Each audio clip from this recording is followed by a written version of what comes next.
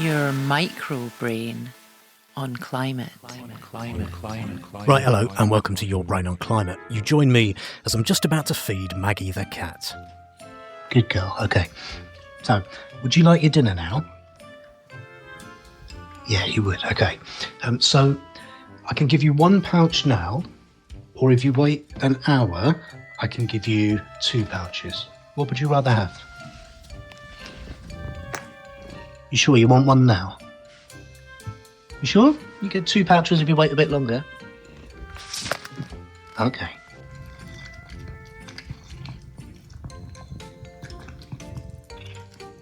Now, there are 3 reasons that didn't work on Maggie the cat. First, she is thick as mince. Secondly, she's a cat.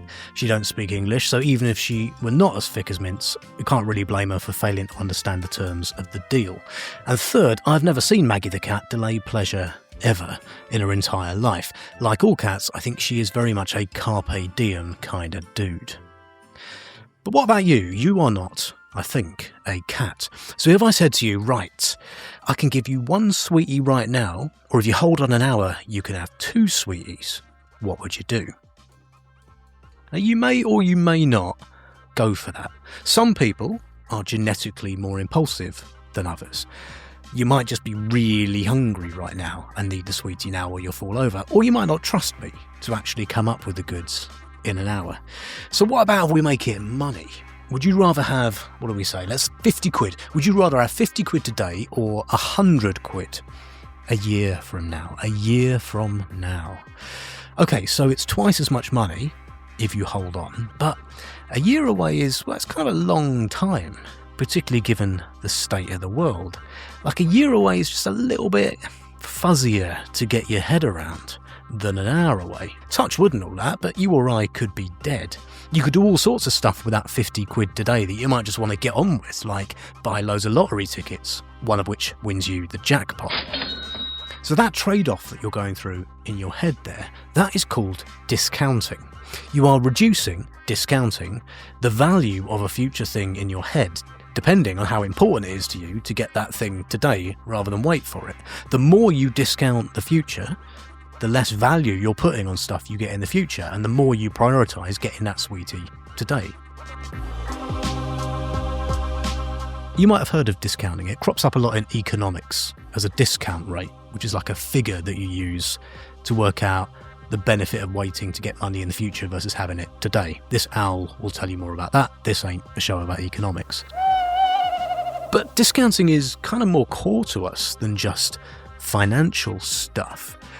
It lives rent-free as a concept inside our heads. We discount the future all the time. Like, have you ever said yes to something that someone asked you to do, and they asked you to do it, and it was like, I don't know, a year from now will you do this thing, and you knew you wouldn't want to do it. You were like, oh God, I really don't want to do that thing. But because it was a year in the future, you said yes.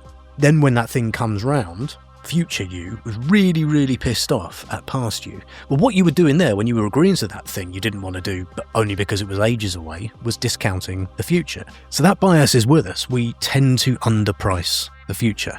And unfortunately, that's not ideal when it comes to tackling something like climate change, which can often feel like it's asking people, or actually requiring economies, to spend money today to avoid future harm at some point in years to come. Aha, you might say, but can't we be rational about this? Can't we jump forward to the future in our heads, see that we'll all be better off and do the right thing, spending money now? Well, yeah, like humans have a great ability to mentally time travel. We can jump forward to an hour or a year, and to an extent we can imagine what it might be like to get that extra pouch of dinner, and some people are better than others at going, yeah, I'll hold on, thanks. Our ability to travel through time in our heads is a bit of a corrective against our tendency to just be like Maggie the cat and want everything now. But as cognitive scientist Adam Bully explained to me back in 2023, mental time travel is our superpower, but it's still hilariously flawed, because we can't help, despite that, but discount the future. And so we just end up caring much less about bad things that might happen in the future than a supposedly rational being should, including, very much including, climate change. You would have thought, and I think you get a lot of this in some campaigning. People go, look, we can see that climate change is coming. We can see it's there. Science, which is this amazing thing, is telling us it's coming. Therefore, we need to all stop burning oil immediately, right? There we are. Reductive. But it don't work like that, does it? Any more than it works like me going, yeah, I shouldn't have that cake now, but I quite want to have that cake now. And so I have it. And so it feels like that sort of the way that it doesn't really do us any good on the human level to always think about what's good for us doesn't seem to happen at a societal or planet level either. Yeah, I think that's a good point. I mean, the same kinds of biases and heuristics and errors in foresight that play out in our individual lives. There's not an exact analogy to the things that happen at the collective and global scales, but there is an analogy, and they are close because obviously collectives are made up of individual people, as we've already talked about. And so, yes, I think for example, one of the things that kind of plagues human foresight or makes it difficult is that we discount events, outcomes, rewards and punishments as they move further and further away into the future. It's very well characterized. Discounting as in literally give less of a shit about them. Yeah, exactly. You care less about it. Yeah, discount as a verb. To discount the advice of someone is in the same way you discount the impact of something that happens in the future as long as it's tucked away neatly out of sight and out of mind in the fog of the future. And so that is, it makes evolutionary sense, and it's something we share with basically every other animal, is that the discounting occurs because the future is uncertain, at least in part. As soon as you move into the future, there's uncertainty that the thing that you wanted, for example, now is less likely, and so you should care less about it. Like, so for example, if I'm waiting for a second marshmallow because an experimenter has come in and put down one in front of me and said, if you wait for the second one, then I'll give you two, and you can eat to your heart's content. But the children, if they're being kind of clued on, one of the reasons they won't wait for a second marshmallow in those kinds of tasks, and one of the reasons we won't save for retirement, is because there's no guarantee that the second marshmallow will actually come about. The experimenter might have lied to you, or the banks might go under where you're keeping all your nest egg. And so, that kind of uncertainty. By the aforementioned bus as well. By a bus, right? Yeah, absolutely right. Yeah. No, but I suppose that makes sense, doesn't it? And that's why, there's a whole lot. So I did some economics once, right? And there's a load of stuff in there about how people would generally rather have a tenner today than have a tenner next week, or have, 11 quid. What would you rather have, a £10 today or 11 quid next week? Most people are going to probably have £10 now, right? Because you have it in your hand, you know what you can do with it, and it's available to you now. And that feels like kind of a nice metaphor for what we're doing with climate change, which is we quite like having all this nice stuff now, and all this progress, and all of these nice whizzy things. And again, there is some logic to it. Just to put a fine point on that, not to labor it, but there is some logic in that, because obviously, like I mentioned, the future is uncertain, and so there is a kind of point at which, taking in mind interest rates and all that, it actually makes sense to take what you can get now. And that's especially true, and this might, in fact, unfortunately be one of the additional barrier to dealing with something like climate change, is that when you're in an environment that's incredibly unstable or that feels very dangerous, the logic for getting what you can now becomes more and more stark, because the benefits of patience are made less and less clear. If the uncertainty is greater, there's just simply less and less potential benefit to be gained from patiently sort of saving for the future or investing in later returns.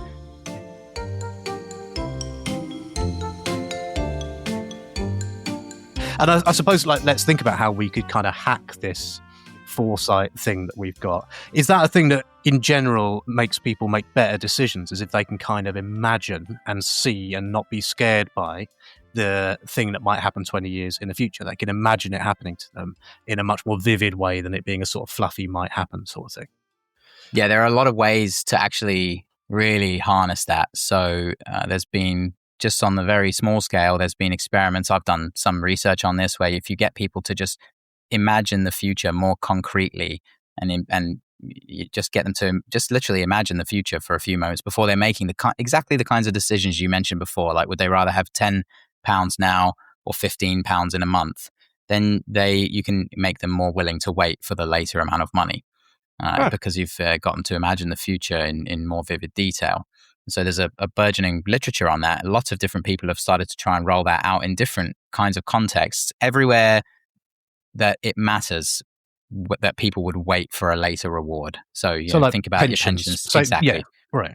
Those kinds of but there's also more sophisticated ways of doing that. You know, things like Hal Hershfield, the scientist, as a psychologist, has done studies where he shows people kind of virtual reality progressed faces, their own face, but progressed in age, and looks at how that influences their willingness to save for retirement. And it does, you know, encourages people to put more money into their retirement savings if they interact with a virtual reality age progressed rendering of their own self. And so from his point of view, that's about connecting more deeply with your future self, the person that you will eventually become. So those are just two examples. And I think, you know, the arts have a big role to play here. There's a lot of fascinating work being done. And I think that this would be really backed in the science, because it's quite clear that if you can get people to imagine the future more clearly and more vividly, they are more willing to sacrifice in the present in pursuit of later gains.